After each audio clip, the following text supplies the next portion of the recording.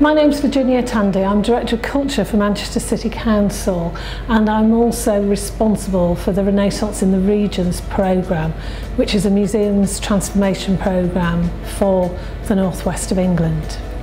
One of the programmes that we've been involved in as part of Renaissance has been looking at how we make the city's museums here in Manchester work better together. And that has been achieved through something called the Manchester Museums Consortium. And what we have done here is we have looked really carefully at how we can get better value out of the investment and time that we put into promoting our organisations to visitors, whether that's people locally or nationally or internationally. And we've come up with a number of initiatives, but the most successful of those has been the creation of a website called creativetourist.com. And what that has done is it has enabled those institutions such as Manchester Art Gallery, the Whitworth Art Gallery, Manchester Museum, the Museum of Science and Industry and the People's History Museum to think about how their organisations and the programmes they run look to people who are wanting to visit the city. And so we put together a way of working that meant that we could start to see all the synergies between the different programmes and events that were happening at all these institutions and look at ways of almost curating them so they became far more impactful together than they had been individually. And what this also enabled us to do, because it created a much bigger bang, if you like, it enabled us to engage much more effectively with Marketing Manchester and Visit Manchester, which is the destination management organisation for the city. And they got very interested in this in ways that if any of those organisations had tried to do this work individually, they would never have managed to get the same level of interest. The whole programme has been running for about 18 months and it is highly dependent on web and digital interaction. It's already attracting about 26,000 visitors a month, and a lot of those, about 80%, are coming from outside of the region. This was quite an important aspect of what we were doing, because originally when we set the project up we were able to get money from the Regional Development Agency to support this, and of course what they were looking at was how we could bring money into the region from outside. So that idea of how we reached visitors beyond the boundaries of the Northwest was really important. And of course with the advent of smartphones, we now also have an app called creativetourist.com which you can access and buy, and that gives you the running commentary on what's going on.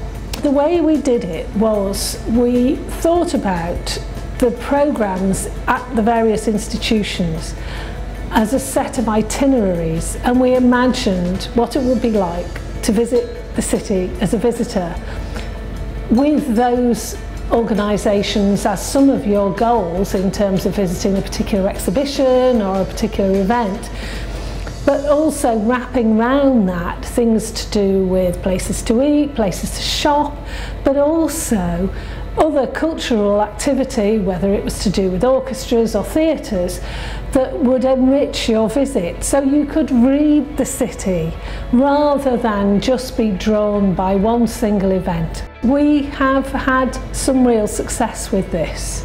In some instances it's enabled us to really make a lot out of individual events, whether that's particular exhibitions which have been of real excitement and interest, by timing them so that perhaps there are 2 or 3 major shows happening at the same time, which makes coming to Manchester even more of a pull, or the reopening of a new building such as the People's History Museum, which reopened last autumn and we timetabled something around that, or actually just pulling together a coincidence of a number of things and packaging them together and marketing them as a weekend of activity and events to really make people think again. We've been able to much better track visitor use, to much better track international visits, because we've actually been able to link things like events and exhibitions that have been on that website and link them back to overnight stays, and we can demonstrate now that those exhibitions have actually brought hundreds of thousands of pounds into the visitor economy in the city. It's changed the way that people think about how they market their institution. It's changed the way that Marketing Manchester and Visit Manchester think about the museum's offer as part of the reason to visit the city.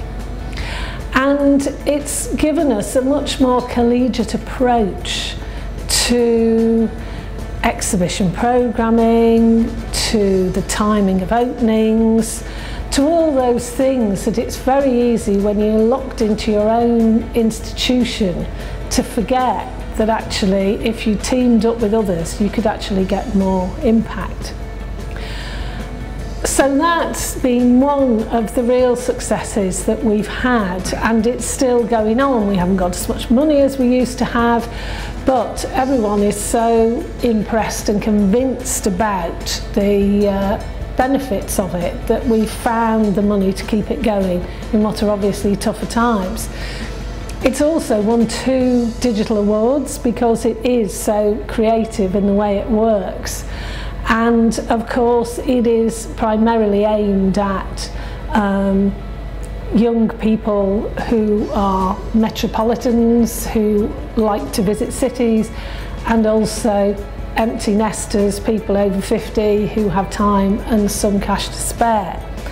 That said, we've also done strands that have been aimed at families during the summer as part of the family friendly campaign that the city already has, so it's been able to build on that kind of thing too. So all in all, it's been really worthwhile. It's been quite challenging to get people to actually let us know what their plans are. But I think people have seen now the benefit of getting that overview and seeing what else you can do with it on top of maybe what the institution was planning to do themselves. So that would be one example I would give of joint working. Another one would be the work that we've done with schools. And in a way it follows a similar theme of saying, well, okay, this is the way we usually do things. Is it actually fit for purpose in relation to what we say we're trying to achieve? So in terms of the Creative Tourist project, it was all about, well, how do we look to the destination management organisation? Can they make sense of what museums are doing? Can they see real visitor impact, or the potential for real visitor impact and enough critical mass? We had a similar approach which looked at, well, okay, if we're all trying to work with schools in an effective way, what does that look like to the schools we're trying to sell our services to? So again, the big 5 institutions got together and came up with an approach that sought to actually address one of Manchester's schools' most challenging problems, which was literacy. Generally speaking, museums and galleries tend to put education programmes together that are about their collections without necessarily thinking through what else they could offer that might make a real difference to whether or not a school comes, and that could actually have a real outcome for the child that's over and above just having a nice day out.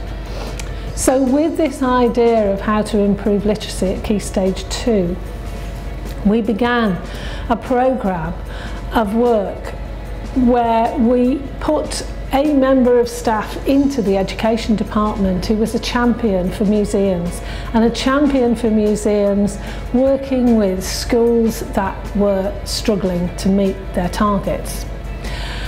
And by creating some sustained relationships, what happened was we got teachers into museums doing CPD, continual professional development, which upped their skills.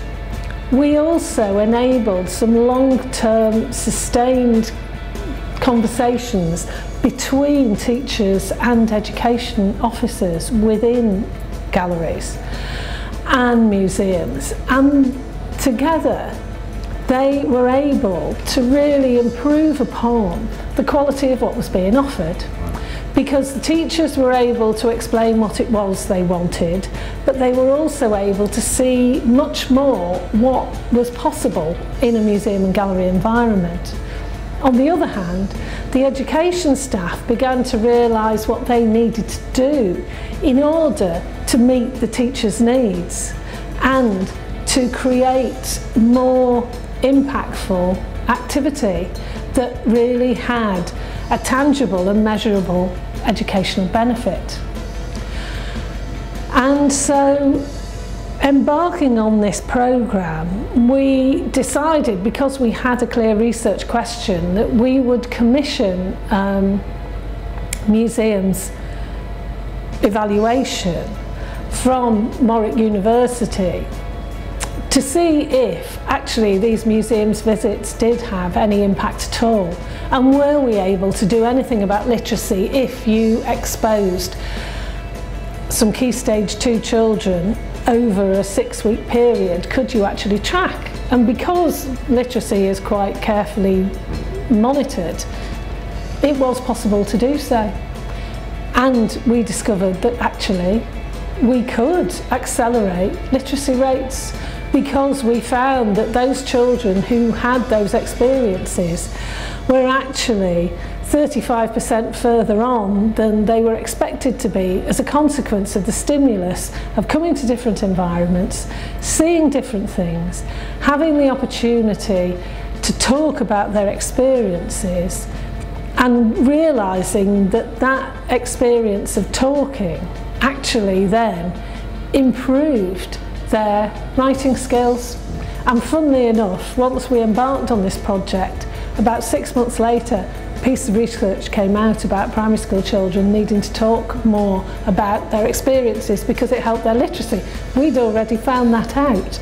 And that was an incredibly gratifying programme, actually. For those schools who we worked with, and it was a third of the primaries in Manchester, which is 40 schools, it gave them a different insight into what museums and galleries could be for, that they weren't just about a nice day out, that they were actually a contributor to them achieving their day-to-day targets.